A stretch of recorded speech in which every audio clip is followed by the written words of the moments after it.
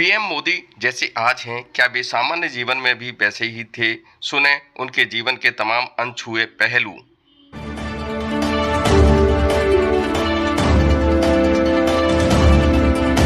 मोदी जी एक दिव्य पुरुष और सिद्ध पुरुष है। ऐसे ही कोई नरेंद्र मोदी नहीं बन जाता। मैं उन दिनों की बात करता हूं जब आदरणीय मोदी जी पंजाब के प्रभारी थे और मैं अपने 2-3 साथियों के साथ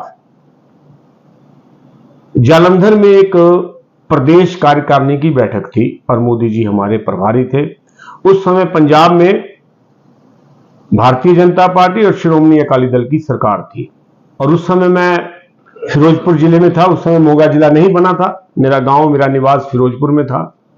हम निश्चित समय से उस आशीर्वाद पक्का बाग जालंधर में, मुझे आज भी याद है, जालंधर में निर्धारित समय से आधा घंटा पहले पहुंच गए और मेरा आश्चर्य का कोई उस दिन ठिकाना नहीं रहा। मेरे साथ और भारतीय जनता पार्टी के कार्यकर्ता थे, सरदार मंजीत सिंह राय, अतुल नौहरिया जी, कि हमारे जाने से पहले नरेंद्र भाई मोदी प्रदेश के नहीं, ये उत्तर क्षेत्र के प्रभारी, हरियाणा, हिमाचल, पंजाब के प्रभारी होने के बाद सभी कार्यकर्ताओं से पहले वहां पहुंच चुके थे। ये उस समय उनके समय के प्रति उनका जिम्मेवारी का एहसास। जो आज नरेंद्र मोदी जी हैं, विश्व के नेता, ये कोई एक दिन में नहीं बन गए।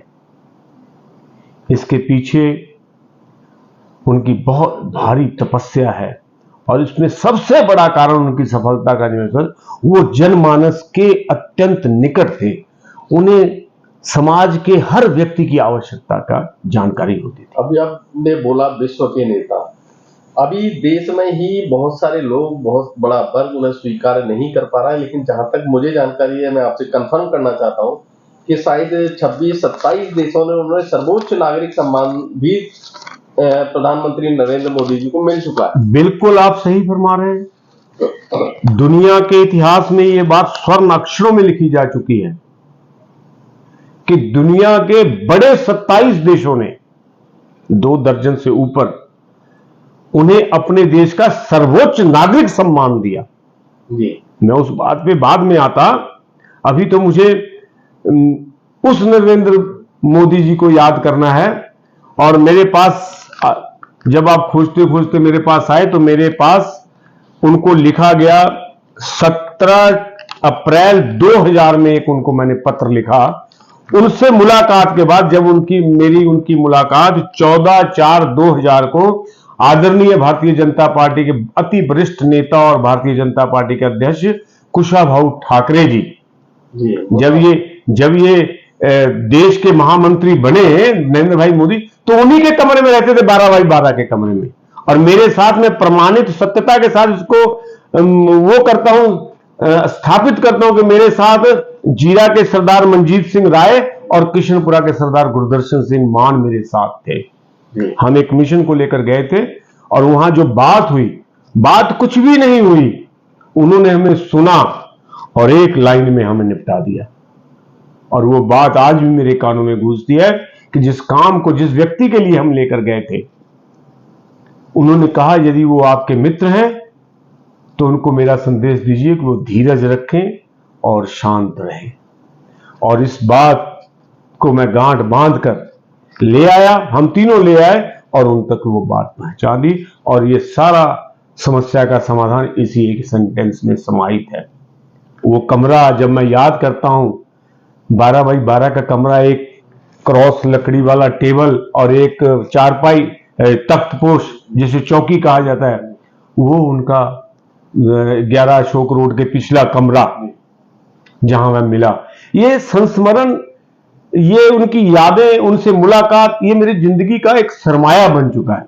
ये तो पता नहीं कितने साल बीत गए, किसी से चर्चा नहीं हुई, कैसे कैसे कुदरत ने ये बनाया कि आपकी पहुंच मेरे तक हुई। तो इन बातों को मैं इससे पहले, तब उसके बाद वो गुजरात के मुख्यमंत्री बने, फिरोजपुर में शहीदी स्थल पर देश के मर्मज्ञ कथावाचक मुरारी बापू जी की कथा थी जी।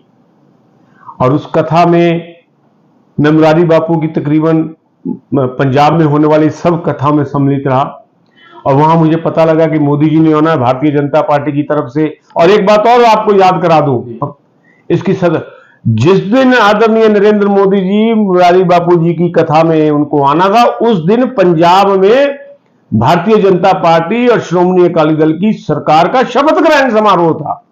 ये मैंने देखा है कि बहुत सारे राजनेताओं से मेरे बहुत करीबी संबंध रहे हैं। अटल जी खुद कवि थे, लेकिन मोदी जी को मैंने मतलब कई जगह कवियों को जमी श्रोताओं के बीच में बैठते हुए सुना है। कुछ अच्छी राम कथा आजकल हो रही है, तो उसको भी उन्होंने एक श्रोता की तरह सुना है। वही आप जो मुरारी बापू जी की बात आप कर रहे हो, तो ये खासियत सिर्फ मैं मोदी जी में देखता हूं। मैं आपको एक ना अनुभव की बात बतलाता हूं कि आज राजनीतिक जगत में विश्व पटल पर यह बात कही जाती है कि मोदी जी बहुत अच्छे वक्ता है। ये बात कही जाती है, बिल्कुल। पर मैं विश्व के बहुत अच्छी वक्ता बनने से पहले दुनिया के बहुत अच्छे श्रोता थे। अभी मैं देखता हूं कि कुमार विश्वास की राम कथा को वो सुनते हैं, आज भी सुनते हैं। मतलब कभी कभी मुझे ये होता है, ये बात मैं अनुभव कर सकता हूं कि इस व्यक्ति के प्रारब्ध में भगवान ने क्या लिखा था, कहां कहां से संचय कर। वो बात मैं आपको कर रहा था, मुरारी बापू की कथा में आए और मेरे मित्र डॉक्टर नरेंद्र मुखीजा जी और मेरे आदरणीय परम आदरणीय मेरे भाई अब दिवंगत हो चुके श्री कमल शर्मा जी और नरेंद्र मुखीजा जी हेलीपैड पे मोदी जी को स्वागत करने लेने के लिए गए और मेरी मुलाकात कथा स्थल पे हुई। उसके बाद मोदी जी और हम सब लोग पाकिस्तान शहीदी स्मारक पर श्रद्धांजलि देने के बाद पाकिस्तान बॉर्डर में फौज के दोनों तरफ के जवानों को मिठाई का आदान पावा। एक बात मेरे को और याद आ गई, अब पता नहीं मेरे को कहनी चाहिए कि नहीं कहनी चाहिए। मैंने खुद अपनी आंखों से देखा, उस समय के प्रशासनिक वहां अधिकारी भी मौजूद थे, हमारे कार्यकर्ता कमल जी और नरेंद्र जी मौजूद थे। जब पाकिस्तान के रेंजरों को उन्होंने सौगात के रूप में जो कुछ देना चाहा, तो मैं वहां हम सभी लोग उस समय हतप्रभ हो गए जब दोनों देशों की बॉर्डर लाइन को थोड़ा क्रॉस करके मोदी जी ने पाकिस्तानी रेंजरों को वो सामान भेंट किया। और मैं देखता हूं कि उस समय का बॉर्डर क्रॉस किया मेरी स्मृति में आज जीवंत है, और वो एक बार फिर तब जीवंत हुई जब मोदी जी बिना बतलाए पाकिस्तान के प्रधानमंत्री नवाज शरीफ के घर चले गए। ये कड़ियां जुड़ी हैं। जिस समय भी जिस स्थिति में भी मोदी जी रहे, उनका साहस, उनके अंदर का जो शक्ति भगवान ने उन्हें दी है, उसका प्रदर्शन वो सदैव करते रहे। पर जब आदमी बड़ा हो जाता है तब उसके कारनामे भी बड़े लगने लगते हैं। पर मैं उस समय ये दोनों घटनाओं को जब जोड़ता हूं तो मैं आज ये कह सकता हूं कि तभी पालने में उनके होने वाले कामों का अनुभव कुछ लोगों ने कर लिया था, उनमें एक मैं भी था। जी, तो जो आपने अभी साहस की बात की, ये भी पहली बार देखने को मिला है कि जब सिख समुदाय के कुछ प्रतिनिधि प्रधानमंत्री जी से मिलने गए, तो पहली बार ऐसा हुआ है कि उनके जो प्रतीक चिन्ह थे वो सारे वैसे ही गए, किसी सुरक्षा बल ने रोका नहीं उन्होंने। ये शायद पहली बार हुआ है। ओझा जी, इस बात को मैं कैसे कहूं, मेरे को समझ नहीं आ रहा कि मैंने अक्सर कई बार ये बात कही है कि, और मोदी जी ने भी अलग अलग ढंग से इस बात को कई बार कहा कि मैंने पंजाब का नमक खाया है, पंजाब की रोटी खाई। और मैं दावे के साथ कह सकता हूं कि पंजाब मोदी जी के दिल में बसता है। पंजाब के लिए उनके हृदय में जो स्नेह है, जो सद्भावना है, वो किसी और नेता में मैंने नहीं देखी। पंजाब के प्रति, पंजाब के सिख धर्म के प्रति जिस प्रकार उन्होंने अपनी श्रद्धा व्यक्त की है, जिस तरह उन्होंने अपना समर्पण भाव व्यक्त किया है, वो इतिहास का एक ऐसा स्वर्ण अक्षरों में लिखी जाने वाली घटना है जिसे आज कोई माने या ना माने, पर समय गुजर जाने के बाद लोग बाग इसके सामने नतमस्तक होंगे। पर मुझे इस बात का दुख है, मैं इस बात को हृदय से, बड़े भारी मन से इस बात का अनुभव करता हूं कि पता नहीं क्यों पंजाब के लोगों ने उस तरह से मोदी जी को अपनी सर आंखों पर नहीं बैठाया जिस प्रकार उन्हें बैठाना चाहिए था। उनके बहुत बड़े कारनामे, इस बात के पीछे क्या कारण है, ये मेरे जैसा तुच्छ बुद्धि वाला व्यक्ति इस पर व्याख्या, ये मेरा अनुभव है, मेरी अंतरात्मा की आवाज है, जो मैं सोचता हूं, जो मैं अपने अंतर मन में जिसका मैं मूल्यांकन करता हूं कि पता नहीं क्यों। अन्यथा पंजाब को जानने समझने वाला, समर्पण भाव से समझने वाला और कोई दूसरा व्यक्ति मेरी नजर में नहीं आ रहा है। और अब जबकि देश के यशस्वी प्रधानमंत्री नरेंद्र मोदी जी का यशोगान, उनकी तेजस्विता सारे विश्व में मुखर होके श्रद्धा भाव से लोग उनके कार्य प्रणाली के सामने राजनेताओं के साथ साथ दुनिया भर के लोग और दुनिया भर के दूसरे धर्मों के लोग उनकी क्षमता के सामने नतमस्तक हो रहे हैं। और मैं इस बात को दावे के साथ कह सकता हूं कि ऐसा कुछ दैवीय कृपा के बिना नहीं हो सकता, ऐसा कुछ प्रारब्ध में किए गए सत्कर्मों के फल के बिना नहीं हो सकता। ऐसे ऐसे बड़े कारनामे जो हमारे देश में प्रधानमंत्री के रूप में उन्होंने किए, और ऐसी कई घटनाएं हैं। आप याद कीजिए, शपथ ग्रहण करने के बाद जब प्रथम दिन वो संसद में गए, केंद्रीय कक्ष की चौखट पर, भला कोई और दूसरा राजनेता इस प्रकार नतमस्तक हो सकता था क्या? और उसके अंदर अपने राजनीति के बड़े पुरोधा वरिष्ठ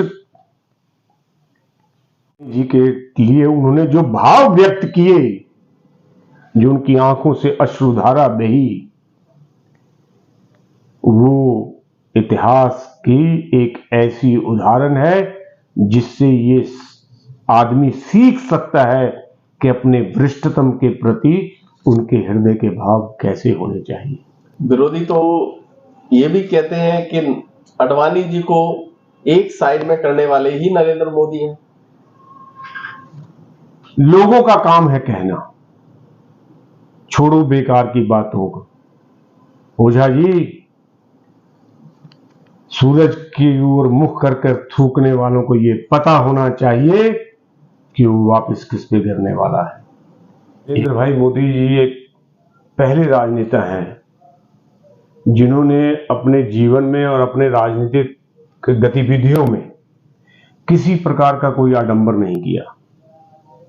किसी को खुश करने के लिए, अपने लिए कोई नया वोट बैंक बनाने के लिए ऐसे कोई काम नहीं किया जिससे ऐसा लगे कि नरेंद्र भाई मोदी भी दूसरों की तरह अपने वोट बैंक की चिंता करते हैं। नरेंद्र भाई मोदी जी सनातनी है और उन्होंने हिंदुत्व को अपने जीवन में अपनाया हुआ है, और कभी भी किसी भी प्रकार से उन्होंने अपने इस आचरण पर किसी भी प्रकार की आंच नहीं आने दी। जहां तक आपका सवाल है कि कुछ लोग, अब देखिए, कोट के ऊपर से जनेऊ पहनना या घोर हिंदुत्व होने का दावा करने के बाद इफ्तिदार पार्टी करना, ये मोदी जैसे चरित्र को वारा नहीं खाता है। जी, मोदी जी जो है जहां है, जैसे हैं, उसी में संतुष्ट है और वही उनकी पहचान है। और जहां तक सनातन की बात आप कर रहे हैं, तो राम मंदिर का इतिहास तो आपको पता होगा जी बिल्कुल। लाखों लोगों का खून बह गया जी। और सनातन धर्म के पैरोकारों की कई पीढ़ियां जी। तरस गई कि रामलला का एक कोई भव्य मंदिर, कोई घर बनेगा। ये तो उम्मीद ही नहीं थी। केवल अकेला राम मंदिर नहीं, धारा 370 हटाना, ऐसा माना जाता था ये राजनीतिक मुद्दे रहेंगे सदियों तक, पर इनका समाधान नहीं होना है। मैं दावे के साथ कहता हूं ये राजनीतिक मुद्दे ही रहते यदि नरेंद्र भाई मोदी ना होते। जी। नरेंद्र भाई मोदी देश के प्रधानमंत्री ना होते। इसमें सत्यता है, मैं स्वीकार करता हूं, पर मैंने आपको कहा कि ये दैवीय और सिद्ध पुरुष हैं जो ठान लिया, तो ठान लिया और उसे परिणाम में बदल के रख दिया। कोई ऐसी आप घटना बतला दीजिए, कोई आप उनके चरित्र की ऐसी बात बतला दीजिए जिसमें कथनी और करनी में अंतर हो। जी। कितनी सदियां भी, कितने दशक बीत गए कश्मीर मुद्दे को, जब उन्होंने कहा कि 370 को हम समाप्त करेंगे तो लोगों ने कहा खून की नदियां बह जाएं। कहां है नदियां? वो किया ना, कहां गए पत्थरबाज? दिखाया ना लोगों को, शुद्ध प्रशासन देके, अच्छा स्वच्छ प्रशासन देके।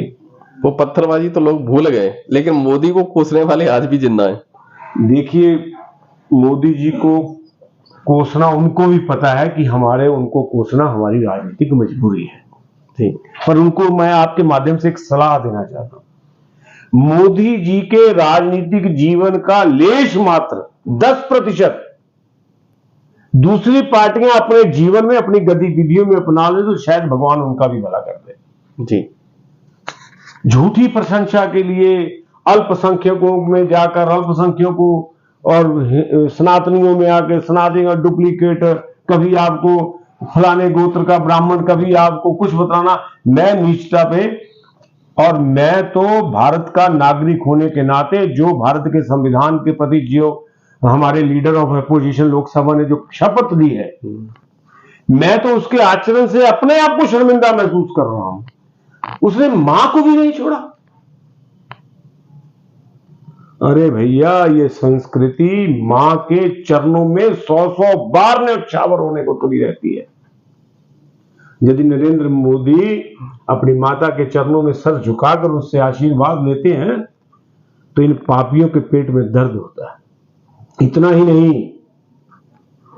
नहीं, अपनी सभा में अपने कार्यकर्ता से माता का अपमान करवाया, तब भी इनका हृदय राजी नहीं हुआ और ये नई तकनीक का सहारा लेके उनकी माता का अपमान किया। अच्छा, एक बात और, जो ये बिल्कुल आप सही जा रहे हैं, एक बात और कहीं ना कहीं दिल में वो रहती है। लोग आरोप लगाते हैं कि मोदी जी तो अडानी अंबानी के घर भर दिए। अमिताभ बच्चन को गुजरात का जब वो ब्रांड एम्बेसडर बनाया था, उनको बहुत सारा पैसा दे दिया। अमिताभ बच्चन ने तो खुद ही कह दिया कि मोदी जी ने तो सिर्फ एक उनसे वायदा लिया था और कोई पैसा उसके बदले उन्होंने नहीं लिया और पूरी ब्रांडिंग की। इसी तरह से अडानी अंबानी ने कभी इसको खंडन नहीं किया, लेकिन जो मैं कई बार पूछता हूं, बहुत सारे समाज में अब काम हो रहे हैं, जैसे पंजाब की मैं बात करूं, यहाँ पे जिस तरह से वो बनाए हैं, लखपति दीदी बनाई हैं, ठीक है, वो बहुत सारे जो प्रोग्राम है वो उनके खर्चे से, जो CSR फंड होता है, कॉर्पोरेट सोशल रिस्पॉन्सिबिलिटी का जो फंड है, उससे कराए। सरकार का कोई पैसा खर्च नहीं हुआ है और उससे सामान्य महिला भी, किसान की पत्नी, सामान्य खेतों में काम करने वाली महिला भी लखपति बन गई उन संस्थाओं की ट्रेनिंग से। तो उनका तो पैसा वो खर्च करवा रहे हैं, उनको देने की बात मेरी समझ से बाहर है। ओझा जी, एक बात मेरे को बतलाइए कि राजनीतिक विरोधी अपने विरोधी के अच्छे काम को कभी अच्छा कहेगा? मतलब ही नहीं। पर ये राजनीति की व्यवस्था में कहीं तक स्वीकार किया जा सकता है। पर ये अब के हालात में ऐसा है, पहले ऐसा नहीं होता था। तकलीफ उस समय होती है कि जब राजनीतिक विरोध करते करते हम देश का विरोध कर रहे हैं। अब आपने अडानी जी वाला मुद्दा उठाया, ये बहुत बड़ी बात है। अभी मैं कल पढ़ रहा था, सुन रहा था, बिहार में एक बहुत बड़ी अफवाह उड़ाई जा रही है कि पावर के लिए 1 रुपए में अडानी जी को भूमि आवंटित कर दी गई। इतना बड़ा झूठ पिछले 5-6 दिन से चल रहा है। कल जिसका निराकरण मुझे मिला, ऐसा कई बार इस देश में हो चुका है कि पब्लिक वेलफेयर के लिए, पब्लिक को सुविधा देने के लिए जो बिहार में अडानी जी पावर प्रोजेक्ट लगाएंगे, उसमें बिजली का रेट तय हुआ है कि आप खर्च कीजिए पर हमें इस रेट पे आप उपभोक्ता को बिजली देंगे जी। इसके साथ बिहार के लोगों को ही आप रोजगार देंगे जी। अब एक तरफ इस लोक भलाई के कार्य के, लोकहित के कार्य के लिए और सरकारें भूमि आवंटित करती रही हैं। ऐसा नहीं है कि ये पहली बार हुआ है। जब हम राज्य को वेलफेयर स्टेट कहते हैं तो लोगों की भलाई के लिए, लोगों के रोजगार के लिए, लोगों के अच्छे जीवन के लिए यदि कोई उद्योग किसी प्रदेश में लगता है और वो उद्योग जिससे लोगों का हित होने वाला है, उस उद्योग में सरकारें देती हैं जमीन। ये कोई नया काम थोड़ा है, ये संवैधानिक कानून के दायरे में रह के दिया जाता है। इसलिए ऐसे लोगों की बातों में समय बर्बाद नहीं करना चाहिए। ना ही मेरे नेता करते हैं, जवाब भी नहीं देते। उनको तो एक अच्छा एक्टर बन के लोकसभा में प्रधानमंत्री की कुर्सी के पास जाके या तो उनको गले पड़ना है या लोकसभा में बैठ के उनको आंख मिचौली करनी है। वो देश की समस्याओं के प्रति, देश के लोगों के प्रति गैर जिम्मेवार है, वो गंभीर नहीं है। उनका तो एकमात्र काम है, और मेरी औकात नहीं है कि मैं इससे ज्यादा बढ़कर नेता अपोजिशन को कहूं, पर मुझे तो कहीं कहीं लगता है कि उन देश ये बट जाए, ये टूट जाए, ये देश बिखर जाए, इसमें उनको आनंद मिलेगा। अब ये मेरे को नहीं पता है कि उनके व्यवहार से मुझे ऐसा लगता है, पर मोदी जी के कारनामों में ये बात समझ लीजिए ओझा जी कि इतिहास एक दिन में नहीं बनता है। ये बिल्कुल सत्य है। इसमें दिन दिन खपाना पड़ता है।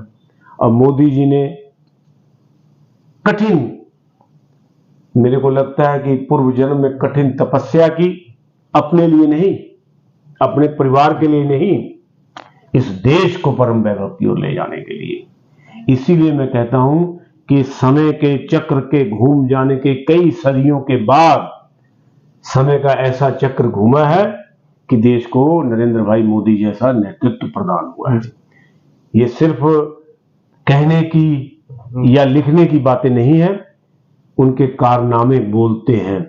भला देखिए कि आज तक चाचा जी तो देश के हुए नेहरू बच्चों के, पर आपकी अंतरात्मा इस बात को कबूलेगी कि नेहरू जी के जन्म पर बाल दिवस मनाया जाए? कितना बड़ा काम है जब मोदी जी ने वीर बाल दिवस की घोषणा की। उन बच्चों का बलिदान इस देश में आज की पीढ़ी में जन्म लेने वाले बच्चों और युवाओं को प्रेरणा देगा, और यही जरूरत है इस देश को, ऐसी प्रेरणा की। कौन उन वीर बालकों के बारे में पढ़ाता था? इसलिए कोई प्रधानमंत्री आपने देखा हो कि आपके बच्चों के इम्तिहान के दिनों में परीक्षा पे चर्चा करता हो? कोई प्रधानमंत्री आपने देखा हो कि देश की कोई विशाल संपत्ति या भवन निर्माण होता है, जैसे दिल्ली में लोक कल्याण मार्ग पर और दूसरे सेंट्रल विस्टा संसद भवन बनने के बाद वहां के मजदूरों के साथ बैठकर बातचीत करता हो, उनके साथ नाश्ता करता हो? कभी देखा है? और दूसरी ओर वो वहां सरकारी स्तंभ पर शेर के चेहरे के बारे में विवेचना कर रहे हैं, ये क्रोधी है, ये मुस्कुरा रहा था, अब वो क्रोधी हो गया। जहां पौरुष होगा वहां चेहरे पर गंभीरता भी होगी और चेहरे पर क्रोध भी होगा। ये इस चीज का प्रतीक है। कभी आपने सुना है कि चिनाब नदी पर जो पुल बना है उनके मजदूरों के साथ कोई बात करता हो? कभी आपने सुना है कि बनारस के सफाई कर्मचारियों के चरण धोकर उस जल को अपने माथे पे लगाता हो कोई प्रधानमंत्री? किस लिए? कभी आपने सोचा है कि समय से पहले संसद में महिलाओं के लिए सम्मान का आरक्षण दिया हो? सोचते रह गए मुलायम सिंह लालू यादव आपस में लड़ के, बंदर बांट करके और झगड़ा करके बिल को नेस्त नाबूद करने की प्रक्रिया इन्होंने जो कहा वो करके दिखाया। इसलिए इस देश के निरंतर विकास के लिए, आने वाले समय में इस देश को उत्कर्ष के शिखर पर पहुंचाने के लिए अभी नरेंद्र मोदी जी की बहुत जरूरत है। मैं ये डायलॉग तो नहीं कहूंगा कि मेरी उम्र उनको लग जाए, पर ये जरूर कहूंगा कि ऐसे कई नरेंद्र मोदी इस देश को चाहिए। देश के भारत माता के सपूत का जीवन दीर्घायु हो, ये स्वस्थ रहे और विश्व में भारत माता के परम वैभव को बढ़ाने में अपना योगदान ऐसे ही देते रहे। इन बातों के बाद मुझे नहीं लगता कि इससे ज्यादा मैं उस महामानव के जीवन का मूल्यांकन कर पाऊं। आपका बहुत बहुत धन्यवाद। बहुत